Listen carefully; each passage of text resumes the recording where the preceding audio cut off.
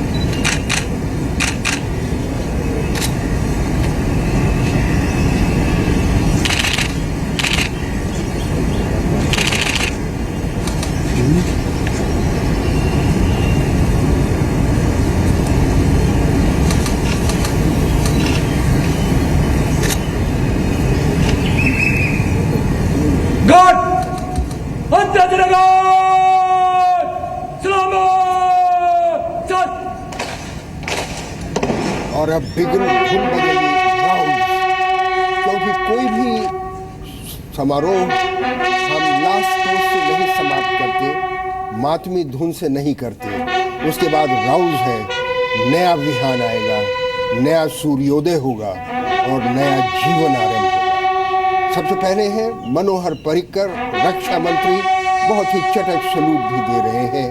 और उसके बाद है उनके बाएं तरफ थल सेना अध्यक्ष जनरल दलबीर सिंह, नौसेना अध्यक्ष एडमिरल सुनील लांबा और वायुसेना अध्यक्ष एयर चीफ मार्शल अरूप राहा।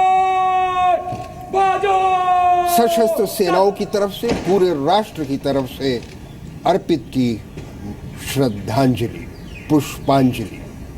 क्यों न हो, उन सैनिकों ने अपना जीवन न्यौछावर कर दिया ताकि हम और आप स्वतंत्र वायु में सांस ले सकें। और इसीलिए तो कहा है कि इससे अच्छी मृत्यु और कहाँ, जब वीर योद्धा होम हो गए, हवन में अपने को आहुति दे दी उन्होंने। जब वीर योद्धा होम हो गए, अपने पूर्वजों की चिता भस्म और देव मंदिरों की रक्षा में, तो उन्होंने देश की आन बान और शान के लिए अपने को न्यौछावर कर दिया। आज हम उन्हें दे रहे हैं श्रद्धांजलि, और ये एक प्रेरणा का स्रोत है हमारी नई पीढ़ी के लिए, नए बच्चों के लिए। कारगिल युद्ध से एक बहुत बड़ी बात जो सामने आई वो ये कि केवल सशस्त्र सेनाओं ने वो युद्ध नहीं लड़ा, बल्कि पूरे देश ने लड़ा।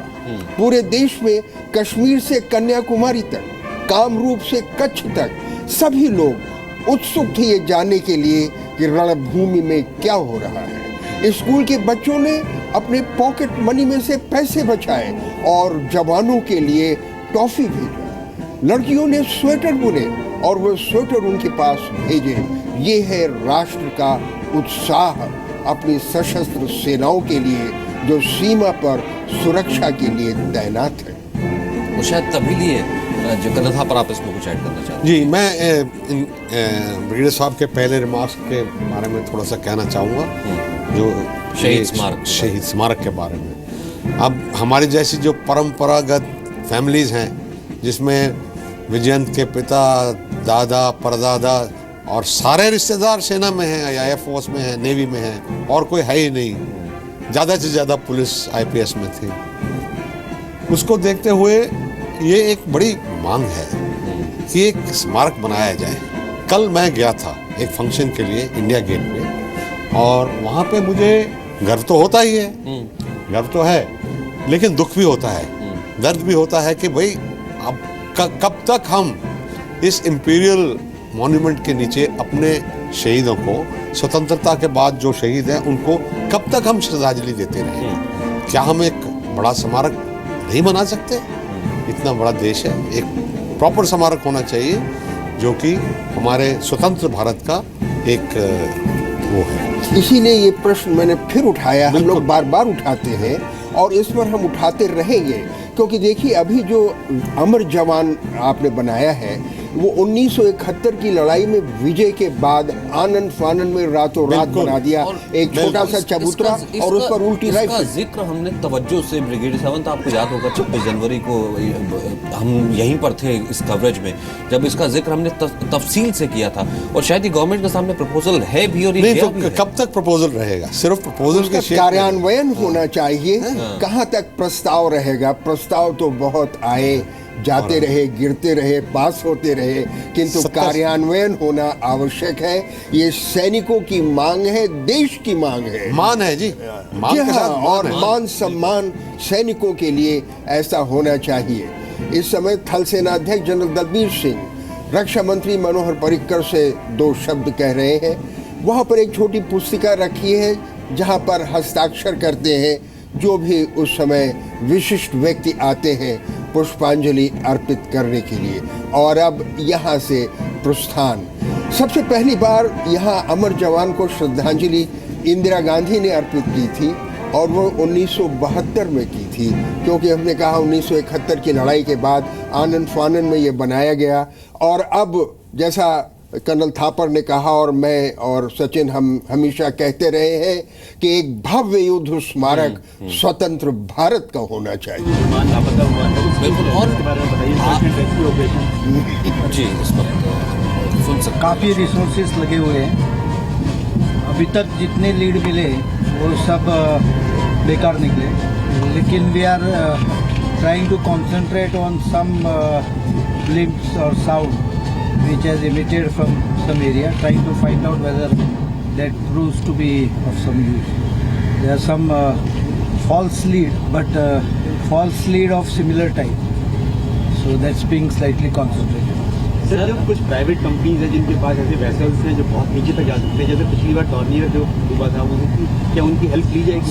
सागर निधि जो Indian institute of ocean technology का जहाज है वो मॉरिशियस में था, उसको बुलाया गया है, वो पहुंच जाएगा। लेकिन any deep vessel operation will require specific area because this deep vessels which goes inside more than 500 meters they cannot go and search per se unless you have some definite small area located.